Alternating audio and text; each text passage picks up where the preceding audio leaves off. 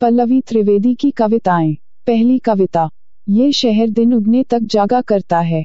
लोग कहते हैं बड़ा चमकीला है ये शहर, एकदम सपनों के जैसा। इस शहर की रातें धुएं में मदहोश रहती है और जलती बुझती रोशनियों में नाचते हैं जिस्म। अल्कोहल के तेज ईंधन से ऊर्जामय होकर सुबह की रोशनी धुएं को खा जाती है और ये एक आम सा शहर दिखाई पड़ता है खुली आंखों से। माइक्रोस्कोप लगाकर देखने की किसी की हिम्मत नहीं।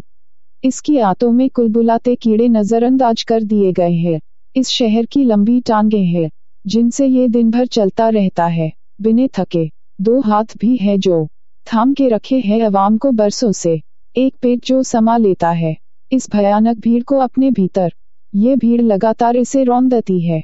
इसी भीड़ में कुछ चेहरे बेहद लाचार है, कुछ बेचैन और कुछ सहमे हुए। बाकी चेहरे दरिंदों से मिलते जुलते हैं। इस शहर की आंखों में कैद है कुछ दृश्य। चलती बस में चीखती लड़की के, इसके सीने पर रोज लहू की गर्माहट फैलती है। नंग धड़ंग बच्चे बुक्का फाड़ कर रोते हैं इसके कान के पर्दों पर ये कुछ कहता नहीं। जुबान भोथरी हो चुकी है शायद। इसकी आंखें भी एकदम बंजर है। सुनते हैं कभी बड़ी अच्छी फसल हुआ करती थी इन पर आंसुओं की। हाथ, पैर, पेट, आंखें, कान, चेहरा, यूं देखने में तो इसका जिस्म मुकम्मल लगता है, पर कुछ कमी तो है। हाँ, ध्यान से इस पर कान लगाकर लेटो, चाहो तो स्टेथोस्कोप भी लगा लो। कुछ सुनाई दिया? नहीं न? हाँ, सही समझे मित्र, इसके जिस्म में दिल नहीं है और मैं इसी बेदिल शहर का एक बेदिल बाशिंदा हूँ। दूसरी कविता। बहसों और विमर्शों के इस महाभयंकर दौर में जब चारों ओर चिल्लपों सी मची दिखाई देती है, जुबा मेरी भी लपलपा कर एक कमेंट फेंक देना चाहती थी। दिमाग मेरा चाहता था उन बहसों का सरताज बन जाना और दूसरों के गले में आरोपों की माला डाल सबसे सहिष्णु कहलाया जाना। वक्त का तकाजा कि ऐसे सुलगते दौर में स्थगित कर दूं। पोस्ट करना मिस्टर बीन के शो और प्रेम के गद्य पद्य भेजा बड़ा गिल्टी फील कराता है यार, मगर दिल मेरा बड़ा आलसी और बेजार। उबा हुआ और उकताया हुआ इन पचड़ों से, कभी कभी उबकाई की हद तक।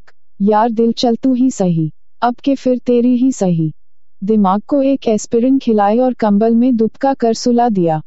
और फिर इन तमाम बहसों से भरे पेज में मैंने इत्तू सी जगह बनाई एक प्रेम कविता की। बड़ी बड़ी बौद्धिक चर्चाओं के निगाड़ों के बीच मेरी मरियल सी प्रेम कविता, न केवल असंगत बल्कि बेमानी सी भी, एक दूर से सुनाई देती चिड़िया की बारीक आवाज सी, जानते हुए भी कि गुजरना होगा इल्जामों के बोगस रास्ते से। गलत समय में पैदा होने का भुगतना होगा हर जाना। लग जा गले का दूसरा अंतरा सुनते हुए मैं उस कमजोर सी कविता का सर सहलाती हूँ। मेरी कविता पूरी ठसक के साथ सर को झटका देती है और कहती है, मैं रहूंगी यहीं, मरूंगी यहीं और बचूंगी भी यहीं। और अंत में एक हास्य व्यंग्य कविता। कमला के आदमी ने कमला के गाल सुजाए, खींचा पटका और घर से निकाल दिया। इसने देखा, उसने देखा, सबने देखा, मैंने भी देखा। सबके कानों में एक साथ गांधी जी चिल्लाए, बुरा मत देखो। हम सब अपनी आंखों पर हाथ रखकर घर लौट गए। कमला रोती रही रात भर गली के कुत्तों के साथ, मोटी मोटी गालियां बकती रही अपने घर की देहरी के बाहर। इसने, उसने, सबने सुनी, मैंने भी सुनी। गांधी जी फिर हमारे कानों में फुसफुसाए, बुरा मत सुनो। हम सबने खिड़कियां बंद की और सो गए। कमला फिर कभी नहीं दिखी। 2 दिन बाद एक अनजान औरत की मौत पुलिस फाइल में दर्ज थी। शिनाख्त पर कोई कमला निकली। पुलिस मोहल्ले भर में पूछती फिरी, क्या हुआ था? कमला के पति का चलन कैसा है? मूर्ख हवलदार, क्या जाने गांधी की शिक्षा। हम किसी के लिए बुरा नहीं बोलते, गांधी बुरा मान जाते हैं। हमने अपने मुंह पर हाथ रख लिया। जांच में कमला की मौत नामालूम वजहों से आत्महत्या निकली।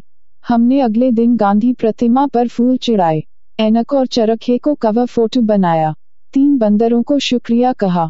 इस तरह हमने 2 अक्टूबर मनाया।